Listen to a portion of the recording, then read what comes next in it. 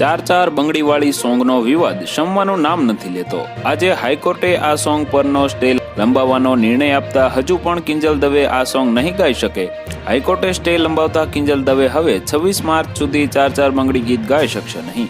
ઉલ્લેખનીય છે કે આ સોંગના કોપીરાઇટ મુદ્દે રેડ રિબોન એન્ટરટેનમેન્ટ દ્વારા સેશન કોર્ટના ચુકાદાને હાઈકોર્ટમાં પડકાર્યો હતો, કારણ કે સેશન કોર્ટે આ કોપીરાઇટના દાવાની અરજી ફગાવી હતી।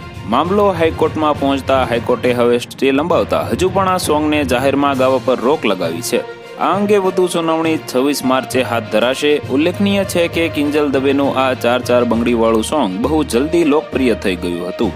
આ ગીત પર કોપીરાઇટને લઈને રેડ રિબોન એન્ટરટેનમેન્ટ કંપનીએ અમદાવાદ સિટી સિવિલ કોર્ટમાંની કોમર્શિયલ કોર્ટમાં કોપીરાઇટનો કેસ ફાઇલ કર્યો હતો। તો વધુ માહિતી મેળવવા માટે ચેનલ સાથે જોડાયેલા રહો। વિડીયો પસંદ આવે તો લાઈક કરી દેજો। ચેનલમાં નવા છો તો સબસ્ક્રાઇબ કરી દેજો।